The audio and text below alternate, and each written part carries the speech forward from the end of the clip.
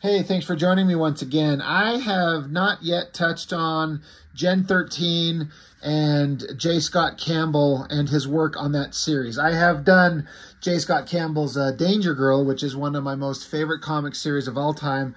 I've already reviewed on the channel every issue of the original Danger Girl 7-issue series, and I labeled it a perfect comic. But, Gen 13 is where J. Scott Campbell made his name. But at some point in the regular series, there was I think a 4-issue miniseries and then a regular series. Issues 6 and 7, Jim Lee stepped in to draw. Now, who knows why?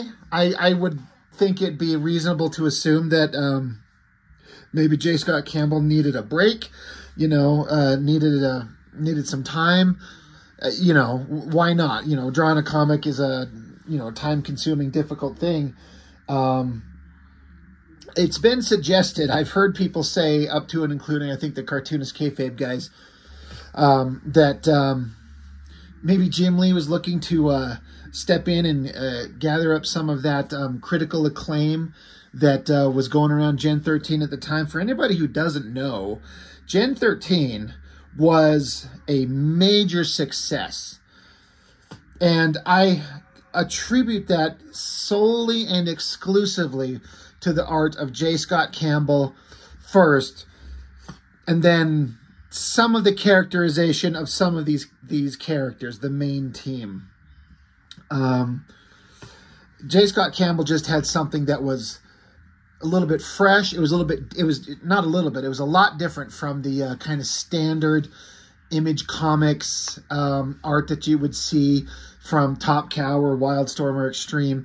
It had a animated kind of style to it. It was a little bit funner and a little bit more cartoony, and while still being dynamic and exciting. And he was obviously known for, got to be known very quickly for drawing the hot ladies. So Gen 13 was legitimately good.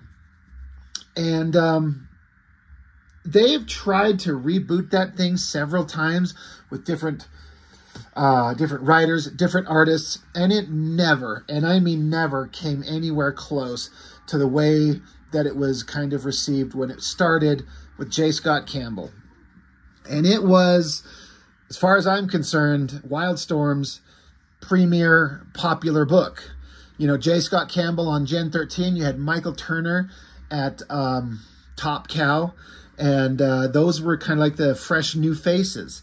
And so, again, out of the blue, suddenly you got 2 issues of Gen 13 drawn by Jim Lee. Now, we all love Jim Lee. We all loved what he did on X-Men, and he did some good work on Death Blow, and he did Divine Right, and he did all these different things. But just suddenly jumping in here for 2 issues on Gen 13, I remember thinking at the time when I got these, I was excited for this. I love Jim Lee art. And I remember at the time going through these, when they first come out, I was kind of like, I was starting to acknowledge that the magic that Jim Lee had for me was dissipating. I'm not going to say it was gone, but it was just kind of, it was just not there. And that's what I remember feeling at the time. Now, looking at these books fresh now, my opinion's changed a little bit.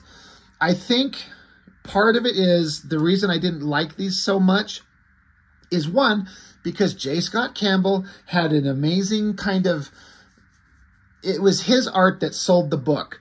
And Jim Lee comes along and he can draw, but the magic that Campbell has, Jim Lee does not have. It is not there. It is not the same. And so that undefinable quality that Campbell had is not present. And so suddenly it just becomes another superhero team book with spandexy clad heroes fighting generic Wildstorm Comics villains. And it became just another book, and it was boring, and it was not interesting at all. And that is still true. But upon revisiting these, I'm not quite sure where this is in the time frame from when Jim Lee stopped drawing Wildcats, and he took a little bit of a sabbatical. He stopped drawing Wildcats, and then he drew that one issue of Savage Dragon. And then he took a break somewhere. I can't remember where this came in the timeline, but having looked at this kind of fresh for the first time in decades, as far as art, I feel like this Jim Lee was giving everything that he had. And what I mean by that is on the final several issues of Wildcats that he was doing, there was a lot of pencil assists going on. Background artists, or even some figures, like Jim Lee's doing like the layouts, and other people are doing much more detailed finishes, like Richard Bennett would come along and do some big time finishes on those pages, or just other artists kind of ghosting some work. You know, say pencil assist and list 4 different people. In the credits on this book, it lists Jim Lee pencils and Scott Williams inks, and that's it. So just assuming that there's not anybody doing some assist on the penciling, looking at the art on these, like I said, for the first time in years, I was actually surprised. I was kind of shocked just looking at it as Jim Lee art. It's him doing the best drawing that he could do. There was no like rushing through it or just doing breakdowns and letting other people finish it. It felt like a fully formed, like him giving his all, giving his best. I'm just repeating myself. The only thing that keeps this book from being uninteresting is like the characters surrounding the Gen 13 team. They're just a bunch of generic, nobody villains that are they're just boring. The whole concepts and the stories are dumb and boring.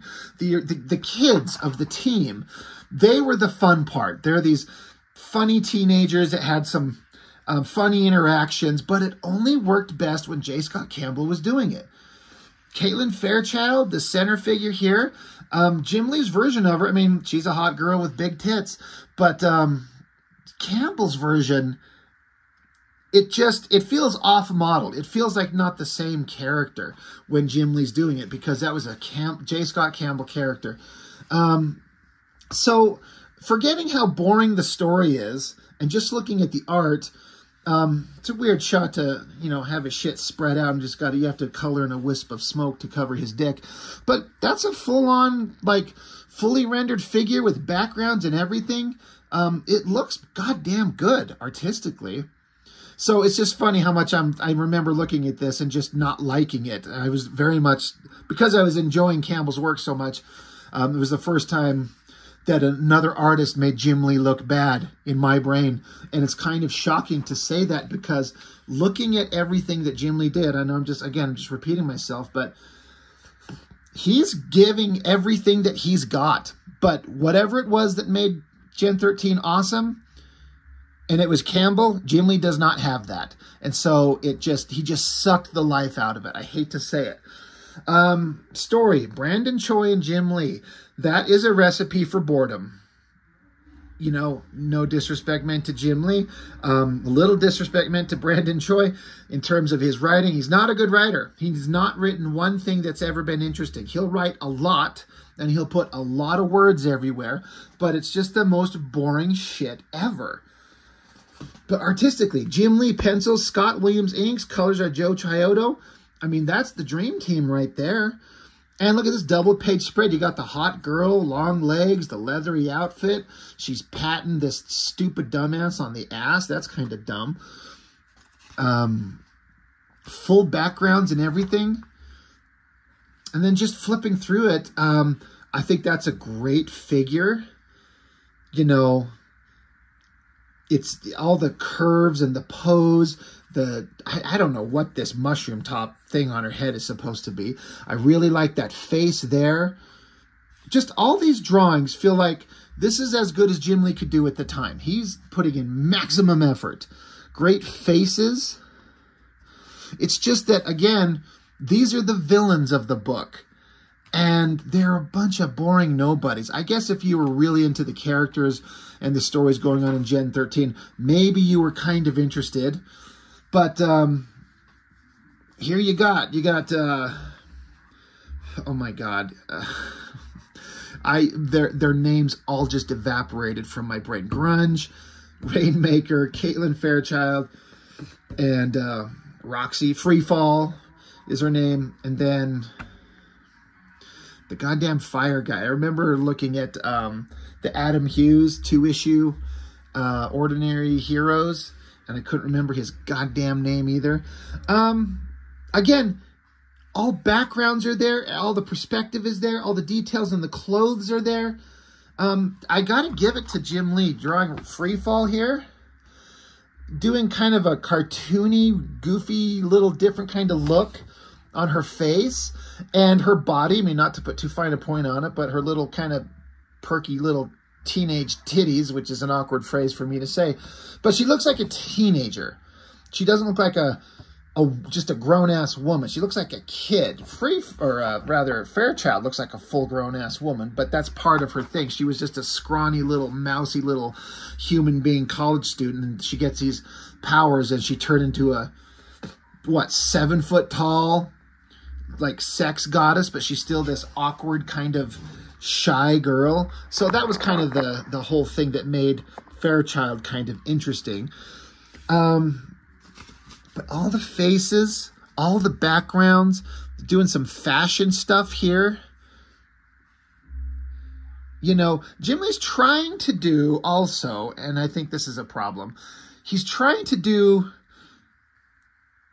keep the same kind of youthful, the youthful energy that Campbell brought to the book with the sense of humor, like the little headshots here of the guy with different expressions while all these kids try on different outfits and clothes. It's just, it doesn't, he doesn't have that special, indefinable quality that made Campbell's work. Jim Lee doesn't have it. I know I've said that. I'm just repeating myself. So it just becomes more boring, standard, you know, Wildstorm Comics nonsense. But with Jim Lee giving his best art, though, these shots of the girls, I look at this shot of Fairchild there, her face, again, looks like Jim Lee's trying to do a Campbell kind of homage, but good features, good hairstyles on them all, good expressions on the guys there. So, yeah, I know I'm just saying it again, but having flipped through these for the first time in years, remembering that I didn't like them, I'm still not interested in the story and most of the characters. I'm kind of interested in the main team. But I was like, God damn, Jim Lee was going all out. He was giving, and he better, when you're taking over your popular book to do a 2-issue fill-in, you better do the best you can. But even doing the best that he could do, I still feel like Campbell kind of made him look, I don't want to say look bad, but, you know, Jim Lee didn't have the same thing. It just doesn't work, in my humble opinion. Again, as always, I don't need to say this, but this is just my opinion on this whole thing. But as far as Jim Lee artwork, it's all there. It looks like him. It looks as good as anything he ever did on Wildcats. And Divine Right. I feel like this is the same kind of level of artwork he does these days than anything over at DC. You got the, this was an interesting character moment. I wonder if it was kind of some people took it as a betrayal of the character. Because, Rainmaker, what the hell is her regular stupid human name? I just can't recall. But she was revealed to be in the comics as gay. She was only into girls. But they're drunk, and her and Flame Guy are kind of having a quiet moment. He's like, I thought you were only into girls. And she's like, you think too much. And then we, cut to the next morning. Apparently this guy's fucked. And now that she's sober, she's kind of embarrassed and ashamed and blowing him off. I wonder if some people out there, when was this book printed? I want to say 95. Yeah, November of 95. I don't know. I get a feeling that there's the youthful kind of comic reading audience out there at the time might not have been so out in the world for anybody who was, gay. If there are any girls who were you know, they're gay and reading this book, if they read the story and find the one gay character that's an awesome superhero in the team, she just gets drunk and fucks another guy. I wonder if that felt like a betrayal of the character. I mean, I know shit like that happens in real life and it's fair, but it's like the one time that the girl has a physical, intimate, you know, moment in the books and it's with a guy. I've always wondered that. I don't care, I guess, but it's just an interesting thought that I had. But the character, she's like, oh shit, yeah, Sarah. I'm trying to remember her last one. That's how these characters, how much they've stuck with me is almost not at all. But she wakes up and she says it was a mistake, and so of course, Bobby is his name. God, Bobby. See a superhero team drawn by Jim Lee, and I hear a young youthful guy named Bobby. I'm like, is it Iceman? But no, it's the fire guy. So there's some characterization. There's at least some character moments that if you're kind of into who these characters are, you might be interested in that. But then we get back to generic bad guys doing generic bad guy shit. Cut back over to now Flame Guy, now that he's pissed off, so he's rocketing through the city doing his Human Torch impression. And again, the colorist is trying to do something different. I guess it works. I don't like it. I'm not particularly like where it's glowing like that to make the characters defining kind of physical features hard to see. But it makes sense in context of these are the abilities that this character has and this is what he would look like. So I get it. It's a good drawing anatomically. And then you got all these single shots of all these other different characters down here. That's kind of interesting. Yeah, it's, you know, it's good Jim Lee art. It's just kind of like, who cares about all of this? Oh, and then suddenly our heroes are attacked by some boring, faceless, or not just nameless, like, who cares? Some team. Some bad guys. There's like a bird motif going on. Again, it's a full double page spread, and it looks pretty impressive in terms of just as a piece of art. Like, that's pretty good, right? I mean, it's Jim Lee. It's never going to be bad. Good shot of the guy. Again, I don't know if I love the coloring idea, but it makes sense. Again, this shot of the girl, it's such a ridiculous outfit. She says, I am Domina. You and your people broke the Vatican edict, and for that you must be punished. But, you know, for early or rather mid-90s Image Comics warrior babes, that is such a stereotypical outfit. And it's simultaneously embarrassingly stupid and fucking awesome at the same time. Like, it's so ridiculous, that much skin showing on a girl in terms of a battle outfit, but in a comic book, kind of hot. And that's, I think it's a great figure. I love the full head to toe, you know, figure shot. I feel like there's a couple of those. Now you got me, and I'm wondering how many shots like that. I mean, it might just be one that I'm just thinking of, but I just kind of like it when we get to see big full shots. There's kind of one there, so it's kind of two head to toe shots of a hot girl. I think there was just this one on this other page here. That one there. I don't know. I just kind of like shots like that. The big full shot. Anyway, she shows up and starts kicking Bobby's ass. And then the battle's continuing over here. Grunge is a dumb shit. Excuse me. You know, there were some moments where I thought Grunge, who's portrayed as the dumb guy. But there were times where it was like legitimately funny and kind of entertaining. But again, I don't think that translated over here to this story. Good shot on the faces, good energy. I mean, if these were X-Men characters in an X-Men book, I'd be way more interested. But because the only thing that made Gen 13 interesting is the artist who was, you know, the guy who made it popular, because he's not here, it's just another who cares team book. I guess all the team got their asses kicked, and then a character shows up. Bliss. John, my brother. There's your character, right? That's your character's name, Bliss, right? I know that's a character in the Gen 13 books. You know, this Ordinary Heroes was a much better 2-issue series. than even this Jim Lee one. Adam Hughes made Jim Lee look bad. Jason Pearson doing a pinup, pretty awesome. I didn't appreciate Pearson when I was younger because I was stupid. Now I completely see how good he is. Team 7, when I can find this series, Chuck Dixon and Jason Johnson, 4-issue mini. This was an Aaron Weisenfeld thing. Who's Jason Johnson? Anyway, when I find my Team 7 series, that'll be fun to go through because, I mean, right? You guys know Team 7, Aaron Weisenfeld. Like, one of his earliest things, hyper detailed artwork, like crazy detailed. Anyway, so that's the first issue. Let's just keep going on with the second one.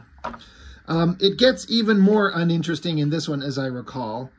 Kind of an okay cover, but I bet Campbell's would have looked better.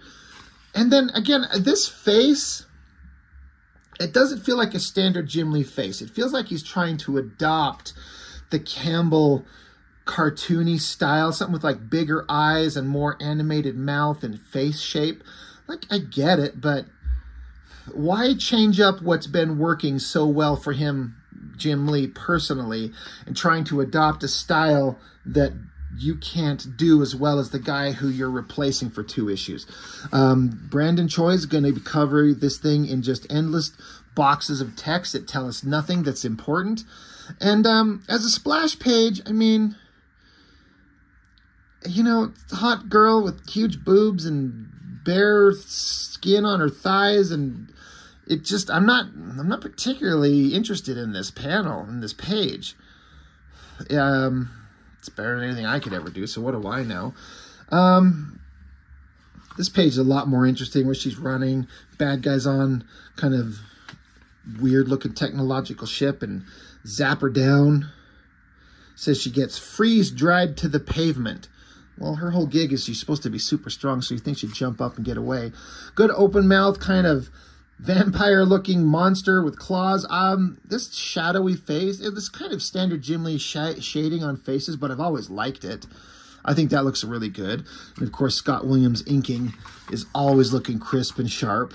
Just making sure that he was still on the inks on this. And big spread of bad guys and some technological villain lair. I mean, that looks like it took a long time to draw. And it's just, I don't care about any of these people. There's nothing unique or interesting about them at all. But the book was selling really well, so I'm the one who's in the wrong. I'm the one who's stupid. Burnout. Jesus Christ, that's the name of Gen13 Flame Guy, not Johnny Storm. His name's Bobby something, and his name's Burnout. And this girl, Bliss, has tackled him, and she's on top of him, and she makes out with him, and she's pointing out that his hand actually accidentally touched her boob. But if you, like, tackle me, straddle me, and make out with me, if my hand accidentally brushes up against you a little bit, that's your own goddamn fault. But now, I guess the team's caught, so Burnout and Bliss have to go save them. So she's a bad guy, or at least a former bad guy, and I think there's supposed to be some kind of relationship between these two. I don't know why his brains are on fire. That's kind of a cool shot right there. I like where the shadow's a little bit more pronounced. The coloring's not hiding them, like I was talking about in those other pages, but it still looks good. And then he finds Rainmaker, and they have a moment to kind of talk and like, hey, I'm sorry because we banged when we were drunk, and she's sorry, and we're all friends again. Back with more just generic evil science bad guy shots with technological things forever. I mean, Jim Lee draws it incredibly well, but just who cares about all of that? If the story was interesting, it's always a challenge to do a page of mostly silhouettes. I think it can look good if you know what you're doing and can pull it off. And I think it works kind of fine there. There's Burnout. Now he's got Rainmaker and Bliss and fighting generic nobody bad guys. It's all just, now it's just kind of like it's just another Wildstorm comic. This could be anything of Stormwatch or Backlash or Grifter or Wetworks or Wildcats. It's just another book with more of the same characters. I always thought this was interesting. It obviously took this same panel and just repeated it, but I'm guessing this is some kind of computer effect that they put on the body. This green kind of mesh spandex, I think, is supposed to be negating their powers or something like that. It's kind of interesting looking. It was something I remember. It stood out as like, well, it's kind of interesting. But they're trapped. They have to work their way out of it. They have to come together as a team and fight their way out. Stupid bad guy shoots, and she just angles herself correctly so the weapons don't shoot her, but break the seal on her bond. So now she can get away. She can rip off her outfit so we can get her partially naked because she can get her powers back. And just story-wise, I'm just bored. They're fighting. They get out. They yell at each other. We're a team. We're friends. Oh, look, there's a bad guy that's part of our team now. We have, you know, mutual goals from these bad guys that have taken us all prisoner. Then we get away. We're high-fiving each other. Grunge is, of course, eating because that's funny because he's just such a goofball. He's like, hey, we won. We're high-fiving and we're eating food and the danger's over and we're kids, right? Remember, we're kids and kids do stupid shit. And Burnout and Bliss, I guess, make out, and then Bliss just jumps out of the plane and parachutes to the ground, and that's it. Story's over. Now, who cares, because I wasn't really going over the story in detail, because I don't care, because there's nothing interesting going on. I'm only here for Jim Lee's artwork. But yeah, Jim Lee's work looked a lot better than I remembered it, but it still sucked all the fun out of the characters. Everything that was fun or whimsical or joyful or new or unique that Campbell has, Jim Lee sucked right out of it, and it's gone, and it's just another generic book. That is a hell of a shot of Pitt with great coloring. Holy crap, that's awesome. Backlash versus Stormwatch, round 2. Sean Ruffner, Brett Booth, Backlash, number 18. And then letters, pages, and, it's kind of, at the time, this would have been, I think I seem to remember when this was announced that, hey, Jim Lee's going to do a 2-issue fill-in on Gen 13. Holy crap, it's a very popular book. We all kind of liked it at the time. And, oh my God, it was going to be amazing. And Jim Lee gave everything. I feel like this is his artwork, doing the best that he could do. But it just was, it's just boring. It's just, who cares? There's nothing interesting there. So I don't know. It's not amazing, but it's not a train wreck. It's just middle of the road for me, nothing unique, nothing memorable. Sometimes comics are so bad. You're like, oh my God, you remember that terrible issue? It stands out because of how awful it is. And this is not that, nor is it, anything kind of amazing to make you go, that is one of the best things I've ever read. It just gets lost in the pack of things that ever happened, and no one remembers it, and no one cares. But, it is there. We were all just waiting for, all right, let's get J. Scott Campbell back on this thing and get back to the fun. I will eventually start doing the Gen 13s that he drew. He advanced really fast. He got really good really fast, and became an incredible artist. And to this day, he's freaking amazing, except for the fact the only thing he does is covers. Just, for God's sakes, please draw comics again, J. Scott Campbell. Just please do some comics. This is why we like you. This is what you're good at. Yeah, you draw covers of hot girls all the time. I'm sure you make mad cash on those, but tell another story. Danger Girl was so good. Danger Girl was so fun. Do another one. Just do 3 issues. Do a little 3-issue series of something. But, a lot of people telling me to stop wishing for things that will never happen. But as long as they're alive and drawing, I'm going to ask in my mind and try to manifest in the universe my favorite artist to come back and draw at least one more time the kind of shit we want to see. Campbell, please come back and draw any comic. I don't care what it is. Danger Girl would be preferred, but anything. Joe Mad, for God's sakes, draw some Battle Chasers, please. McFarlane, please do the Spawn Spider-Man crossover. Stop trying to make the Spawn movie happen. It's never going to happen. Jim Lee still draws. I just don't care about DC characters. I don't care to read Superman, Batman, and JLA comics, honestly. But if he were to, it'll never happen. But if he were to go back and draw an X-Men thing again, I would drop everything and go see that day one. So, I don't know. We all can dream, right? But I guess that's it. Gen 13 by Jim Lee. It's kind of nothing. So that's all I got. Thanks for watching. I appreciate it. See you next time.